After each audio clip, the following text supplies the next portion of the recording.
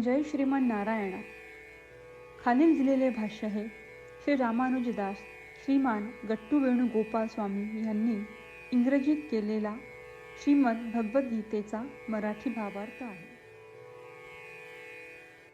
अध्याय 7 ज्ञान विज्ञान योग श्लोक 23.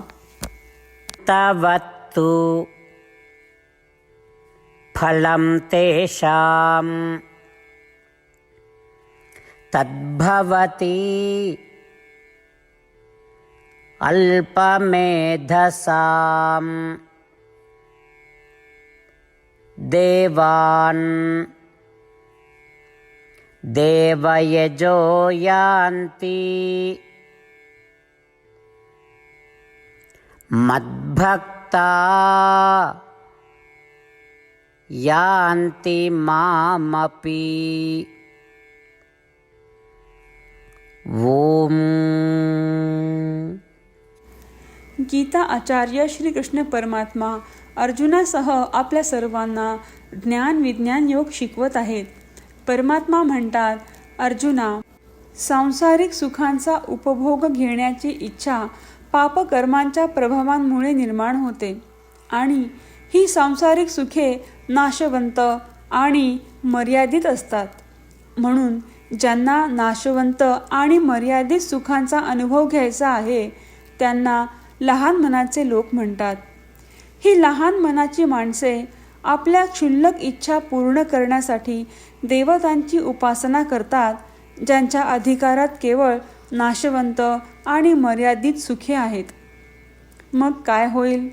लहान मनाचे लोक जे फळ मागतात ते नाशवंत आणि मर्यादित असतात आणि देवतांना जी फळे द्यायची असतात तीही नाशवंत आणि मर्यादितच असतात. याचा परिणाम म्हणून या लहान मनाच्या किंवा क्षुद्र मनाच्या लोकांना केवळ नाशवंत आणि मर्यादित फळेच मिळतात आणि जे केवळ नाशवंत आणि मर्यादित फळे अनुभवतात आणि जे केवळ नाशवंत आणि मर्यादित फळ देऊ शकतात तेच देवता त्यांना प्राप्त होतात. अर्जुना, त्या देवतांची उपासना करण्याऐवजी त्यांनी माझी उपासना केली तर त्यांना माझ्याकडून अमर्याद, असीम आणि अपार सुख प्राप्त होईल. कारण मी जे अनुभवतो ते अपार, अनंत आणि अमर्याद सुख आहे आणि जे माझी उपासना करतात ते मला प्राप्त होतात. त्याचप्रमाणे श्रीकृष्ण परमात्म्यांनी सर्व उपनिषदांची साक्ष घेऊन हे स्पष्ट केले आहे की जे त्यांची उपासना करतात त्यांनाच अपार, अनंत, अमर्याद फळे आणि सुखे मिळतात. श्रीकृष्ण परमात्मा हे देखील स्पष्ट करतात की जे त्यांच्याशिवाय इतर कोणत्याही देवतेची उपासना करतात त्यांना केवळ मर्यादित आणि क्षुल्लक आनंदच मिळतो. म्हणून आपले जीवन व्यर्थ न घालवता श्रीकृष्ण परमात्म्यांच्या शिकवणीला नीट समजून घेण्याचा प्रयत्न करत असताना आणि दृढ श्रद्धेने केवळ श्रीकृष्ण परमात्म्यांच्या दिव्य चरणांचा आश्रय घेऊन अपार, अमर्याद आणि शाश्वत आनंद मिळवण्याचा सतत प्रयत्न करूया. आपण श्रीकृष्ण परमात्म्यांच्या शब्दांची पुनरावृत्ती जशीच्या तशी करूयात. अंतवत्तु फलं तेषां तद्भवति अल्पमेधसां देवान् देवयजो यान्ति मद्भक्ता यान्ति मामपि. श्रीमद भगवद्गीतेचे संपूर्ण सार श्रीकृष्ण परमात्म्यांनी अध्याय 18 श्लोक 65 ते 70 मध्ये 8 गोष्टी करण्यासाठी दिल्या आहेत. श्रीकृष्ण म्हणतात, जे या 8 गोष्टींचे पालन करतात ते मला आवडतात. मी त्या भक्तांचे सर्व प्रकारे रक्षण करीन. श्रीकृष्ण परमात्म्यांनी सांगितलेली सर्व भगवद्गीता ऐकल्यानंतर अर्जुन म्हणतो, करिष्ये वचनम तव. अर्थात, श्रीकृष्णा, तुम्ही सांगताल तसेच मी करीन. म्हणूनच श्रीकृष्णांनी अर्जुनाला सर्व प्रकारचे यश आणि विजय बहाल केले आहेत. परमात्म्याला आपले वचन देऊया की आपण या 8 क्रिया पाळू. परमात्म्याला हा शब्द देण्यापेक्षा मोठी कोणतीही पूजा, तप, यज्ञ नाही. ह्या 8 क्रियांचा तुम्ही सर्वांनी मनाने विचार करा असे मी म्हणेन. अशा प्रकारे आपण श्रीकृष्ण परमात्म्याला आपले वचन देत आहोत. आपण सर्वांनी श्रीकृष्णाच्या चेहऱ्याचा आनंद आणि सुख अनुभवूया. जय श्रीमन नारायणा. ह्या 8 क्रिया खालीलप्रमाणे आहेत. हे श्रीमन नारायणा, तुम्ही सांगितल्याप्रमाणे मी नेहमी तुमच्यावर चिंतन आणि विचार करीन. हे श्रीमन नारायणा, तुम्ही सांगितल्याप्रमाणे मी सदैव तुमचा भक्त असेन. हे श्रीमन नारायणा, माझी सर्व कृती तुमची सेवा आणि तुमच्या समाधानासाठी करेन. हे श्रीमन नारायणा, तुम्ही अनुसरण करायला सांगितल्याप्रमाणे मला खूप विश्वास आहे की मी तुमचा आहे आणि मी नेहमी हात जोडून तुम्हाला नमस्कार करीन आणि तुमची पूजा करीन.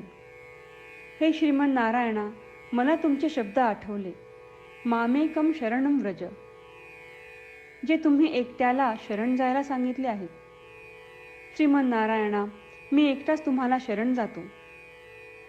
हे श्रीमन नारायणा, मला तुमचे मा शुचाह शब्द आठवले की तुम्ही आम्हाला दुःख न करण्याचे आश्वासन देत आहात. मी यापुढे शोक करणार नाही. हे श्रीमन नारायणा, तुम्ही आमच्यासाठी श्रीमद भगवद्गीता देऊन आम्हा सर्वांवर कृपा केली आहे आणि आशीर्वाद दिला आहे. मी दररोज किमान 1 श्लोक वाचण्याचे किंवा ऐकण्याचे वचन देतो. हे श्रीमन नारायणा, तुम्ही गीता सर्व मानवजातीपर्यंत पोहोचवलीस. मी गीतेतील तुमचे दैवी वचन त्या भक्तांपर्यंत पोहोचवण्याचा प्रयत्न करेन जे गीतेला अपरिचित आहेत. हे श्रीमन नारायणा, तुम्ही सांगताल तसेच मी करेन. तुमच्या इच्छेप्रमाणे वागेन आणि तुमच्यासाठीच काम करीन. श्रीमन नारायणाला आपण वचन देऊयात की दररोज त्यांनी सांगितल्याप्रमाणे आपण आचरण करू. हीच एक महान पूजा आहे. श्रीमन नारायणा, करिष्ये वचनम तव. श्रीमन नारायणा, मी तुमच्या सूचनेनुसार वागेन. तवत्तु फलं तेषां तद्भवति अल्पमेधसां देवान्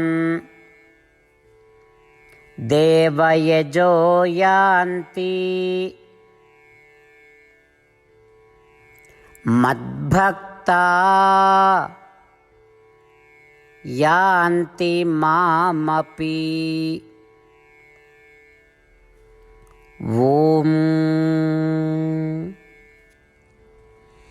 अन्तवत्तु फलं तेषां तद्भवति अल्पमेधसां देवान् देवयजो यान्ति मद्भक्ता यान्ति मामपि.